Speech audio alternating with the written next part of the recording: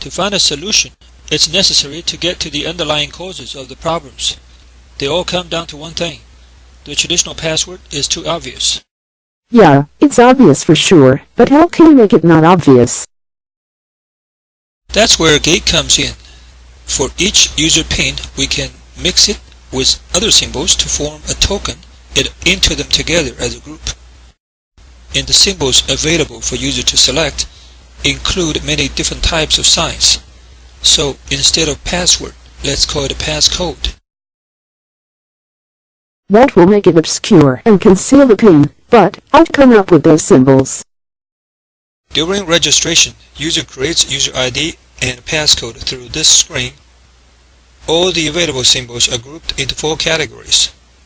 Each category of symbols will show up in a unique location in the token. So it will be easier for the user to quickly locate his pins in the tokens. Each token will have 4 symbols. They are in 4 areas of the token. Each time user enters a user ID, the server will find the pins in the user passcode and mix them with other symbols and present them to the user in a tokens table. And then the user can select and enter the tokens with user pins to log in. Brilliant! That's an excellent solution. The strength of the passcode doesn't depend on which symbols you enter, but instead is built into the system. But if the hacker observes the login sessions enough times, he will eventually figure out what each pin is. Because if he compares all the first tokens from different login sessions, he can find out your first pin always appears in the first token, and your second pin always appears in the second token, and so on. Yes, good observation. So in order to avoid that, the server can randomly select several of the user pins to show up in the tokens table. There is no guarantee that all user pins will show up, but at least one user pin will definitely be in the tokens table. When a user pin is not in the tokens table, user can and must select a wildcard random token to enter that missing pin. I noticed that the tokens the user enters each time to log in will all be different. Yes, there's no guarantee that all user pins will be in the tokens user enter each time when he successfully logs in, and therefore the user passcode will not be obvious. Yeah, I see. It will definitely make a hacker's job much tougher. Even if intercepted, the user passcode will not be exposed. It's simple and secure, so you no more need the restrictions of lowercase, uppercase, numbers and special characters. They are all part of the design. You can even use something as simple as 1, 2, 3, 4, and it won't reduce the strength of the passcode. That's right. The strength is built into the gate method and system. So, why is it called gate? Gate stands for Graphic Access Tabular Entry because you log in by graphically enter information from a table. Are the available symbols fixed, as shown in the image? No. The available symbols and the size of the tokens table are all adjustable. You can have more symbols if you like, and the tokens table can be 3 by 3, 4 by 4, 5 by 5, or some other configuration. And the number of symbols in each token is also changeable. If there are 4 symbols in each token, it's called gate 4. If there are 5 symbols in each token, it's called gate 5. I wonder how does gate compare to other authentication systems, such as iris scanning and fingerprinting? Good point. Do you feel comfortable for your eyes to be scanned by a light a few times a day?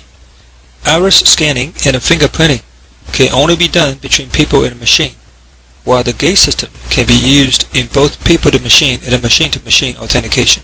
You can use gate to program machines to authenticate each other. How about multi-factor authentication? With multi-factor authentication, you are leaking secrets every time you authenticate. How many secrets do you have to leak?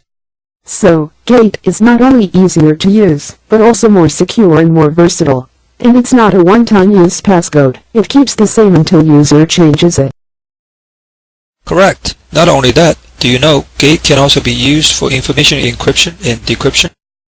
Really? How do you use Gate to encrypt and decrypt messages? Could you show me an example? Yes. Just like authenticating each user, we can use Gate to authenticate each piece of information. We can mix other characters with the characters in your message and get the encrypted message.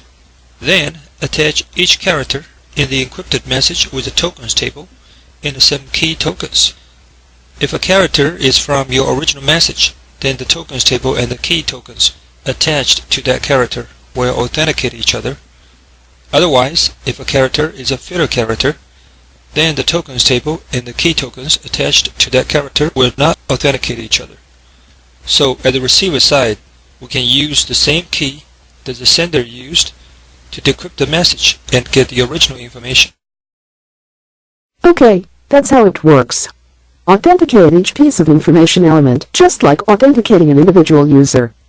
Attach valid tokens table and the key tokens to the elements in the original message, and attach invalid tokens table and the key tokens to the filler elements in the message. This is different from all other encryption algorithms. Wonderful! Congratulations for getting this useful patent. Thanks. I hope it can contribute to the strength of cybersecurity. Gate doesn't require users or the system to upload special symbols. It uses Unicode, which is in all standard modern computer operating systems. It also doesn't need special hardware. As more organizations adopt this new and more secure technology, places using traditional passwords will become easy targets. No one wants to be easy targets for hackers. Gate makes user passcodes obscure. It's easy to implement and use. Besides, it increases passcode strength exponentially. So, how do people contact you for more information about Gate? The contact information is available on the website nmjava.com/gate.